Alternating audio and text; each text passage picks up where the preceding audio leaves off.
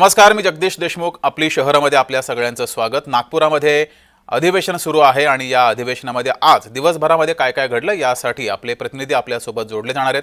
कुणाल भोईटे, शुभम उमाळे, मनोज दयाळकर, महेंद्र जोईल आणि तेजस मोहतुरे हे 5 प्रतिनिधी आपल्यासोबत जोडलेत आणि यांच्याकडून आपण दिवसभरामध्ये नागपुरात काय काय घडलेलं आहे, राजकीय कोणकोणत्या चर्चा झाल्या, गाठीभेटी झाल्या आणि अधिवेशनामध्ये नेमक्या कोणत्या विषयावर चर्चा झाली हे सर्व समजून घ्यायचंय. चला सुरुवात करूया. तर शिंदे चव्हाणांच्या तलवारी म्यान झालेल्या आहेत. ठाण्यामध्ये महायुती म्हणूनच मैदानामध्ये उतरणार. वरिष्ठांच्या आदेशानंतर हे मनोमिलन झाल्याचं समोर आलंय. एकनाथ शिंदे आणि रवींद्र चव्हाण भाजपाचे प्रदेशाध्यक्ष या 2 नेत्यांमध्ये गेल्या काही दिवसांमध्ये कुरबुरी झाल्या होत्या. एकमेकांच्या पक्षातील नेते कार्यकर्ते हे आपल्या पक्षात घेत असल्यावरून हा वाद झाला होता. मात्र त्यानंतर आता या दोनही नेत्यांचं मनोमिलन झालेलं आहे. शिंदे चव्हाणांच्या तलवारी म्यान झाल्या.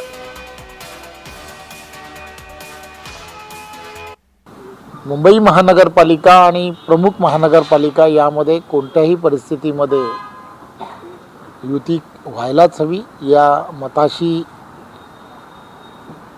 सर्व वरिष्ठांनी ठामपणे सांगितलं आणि बाकीच्या सर्व ज्या महानगरपालिका ज्या आहेत, ज्या प्रमुख महानगरपालिका आहेत, या महानगरपालिकेमध्ये युतीचे असणारे त्या ठिकाणची काही कमिटी तयार करावी आणि त्या कमिटीमध्ये त्या ठिकाणी कशा पद्धतीने युतीचा फॉर्म्युला असला पाहिजे या संदर्भात त्या ठिकाणच्या असणाऱ्या प्रत्येकाने तिथल्या असणाऱ्या कमिटीनी चर्चा करावी असं चर्चा झाली. 3 दिवसापूर्वी मुख्यमंत्री देवेंद्रजी, त्याचबरोबर रवींद्र चव्हाण, बावनकुळे, मी स्वतः आमची एक बैठक झाली आणि त्या बैठकीमध्ये देखील येणाऱ्या ज्या निवडणुका महापालिकेच्या आहेत त्या महायुतीने लढण्याचा निर्णय झाला.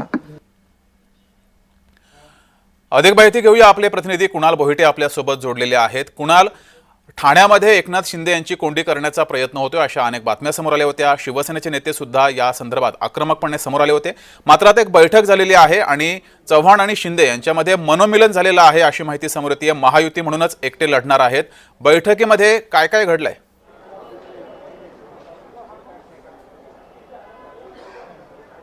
जगदीश, एकंदरीत पाहायचं झालं तर ठाणे हा शिंदेंचा बालेकिल्ला म्हणून मानला जातो आणि शिंदेंकडे आत्ताच्या घडीला 85 माजी नगरसेवक आहेत आणि या 85 माजी नगरसेवकांपैकी 20पेक्षा जास्त माजी नगरसेवक हे भाजपच्या वाटेवर आहेत अशा प्रकारच्या बातम्या मध्यंतरी गाजल्या होत्या. त्याचप्रमाणे एक माजी आमदार देखील भारतीय जनता पार्टीमध्ये जाणार अशी देखील चर्चा रंगली होती. मात्र या सगळ्या चर्चांना ब्रेक लागलेला आहे. 20पेक्षा जास्त माजी नगरसेवक जाणार होते अशी चर्चा होती. मात्र आता ही जी निवडणूक आहे ही महायुतीतच लढली जाणार आहे अशी राजकीय सूत्रांनी माहिती दिलेली आहे.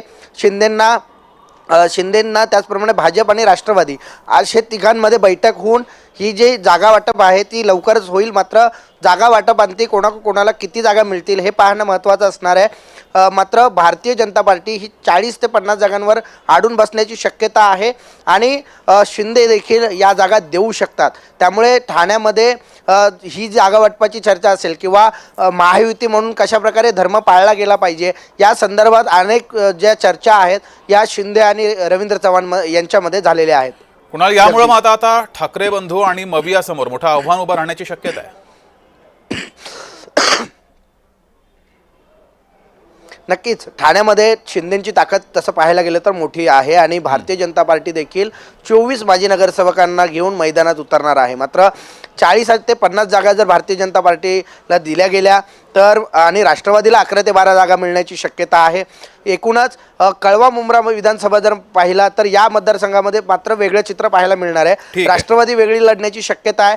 शिवसेना आणि भारतीय जनता पार्टी ही एकत्र लढण्याची शक्यता आहे. त्यामुळे येत्या काळामध्ये ही सगळी गणितं जी आहेत ती काढली जाऊन जागा वाटपाचं सूत्र जे आहे ते लवकरच समोर येईल. जगदीश, कुणाल, तुम्ही असेच जोडलेले राहा.